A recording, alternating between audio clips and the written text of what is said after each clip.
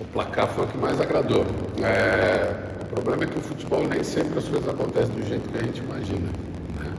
E a gente teve realmente um primeiro tempo abaixo, um segundo tempo melhor, um segundo tempo onde a gente fez o que deveríamos ter feito durante todos os 90 minutos e o que nos deu a vitória com uma margem boa de gols, o que nos deu os 3 pontos e o que nos deu a vice-liderança do campeonato, agora com todo mundo com o mesmo número de jogos. Então é uma situação onde, lógico, temos aspectos a serem corrigidos. Ninguém se ilude aqui dentro achando que uma vitória como essa representa mais do que realmente ela representou os 3 pontos, a situação na classificação. Mas é importante a gente lembrar que dos últimos 15 pontos nós fizemos 13. Então é um time que vem em ascensão, a sequência de jogos mostra isso. E no domingo a gente tem uma oportunidade dentro de um clássico de confirmar a nossa classificação. O 13 é um time que pode desbancar o Souza nessa liderança. Na verdade, a gente precisa ver jogo a jogo, né? E nós temos esse confronto agora com o Souza, que é o líder do campeonato.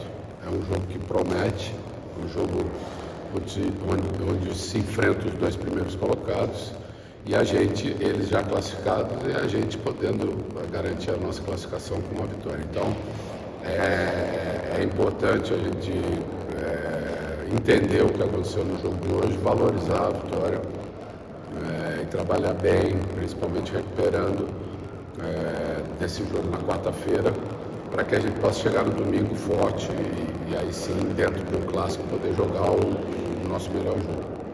Professor, apesar da goleada, os torcedores ficaram um pouco insatisfeitos com o primeiro tempo. A cobrança é para isso tudo ou mais importante é a vitória? A cobrança, ela existe sempre, né? É difícil você atingir o nível que o torcedor espera.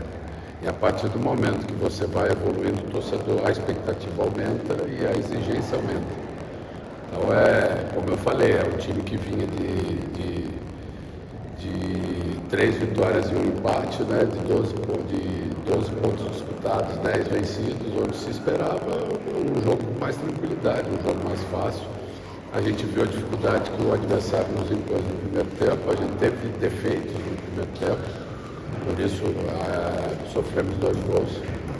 Mas, de um modo geral, na segunda etapa a gente foi bem superior, fez a vantagem, que poderia ter sido até maior, mas, como eu falei, temos aspectos a serem corrigidos.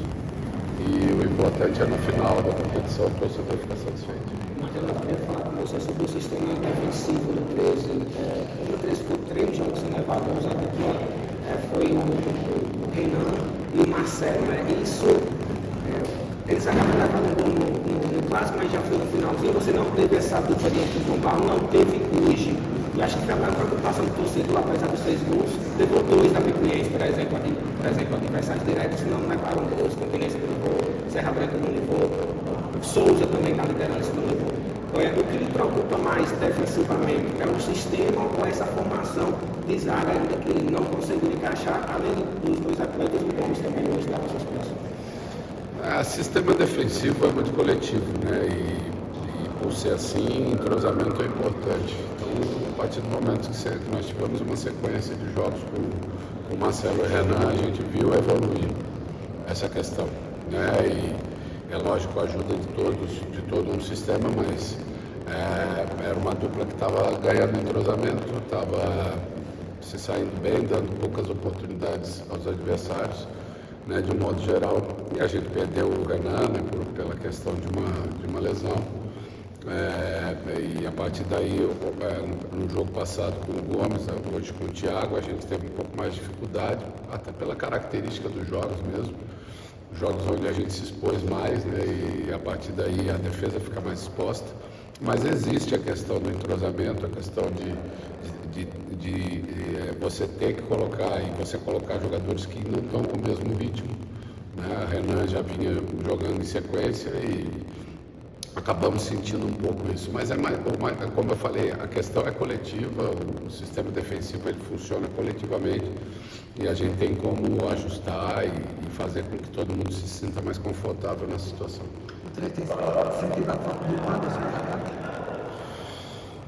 Os jogadores, a gente tem um elenco que não é um elenco muito extenso, né? Numericamente, a gente tem alguns jogadores da base que compõem esse elenco, que ainda estão ganhando experiência. Então, quando a gente pede um jogador com a experiência do Wanderson e do Renan, como a gente acabou de falar, de uma maneira ou de outra a gente acaba sentindo, né? Se não pela questão da substituição propriamente dita, mas você perde algumas opções que você normalmente teria dentro do jogo.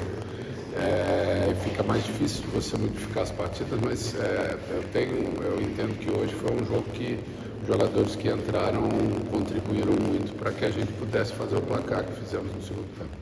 Você nomeou até como clássico o próximo jogo Souza 13, você falou na entrevista, o primeiro contra o segundo.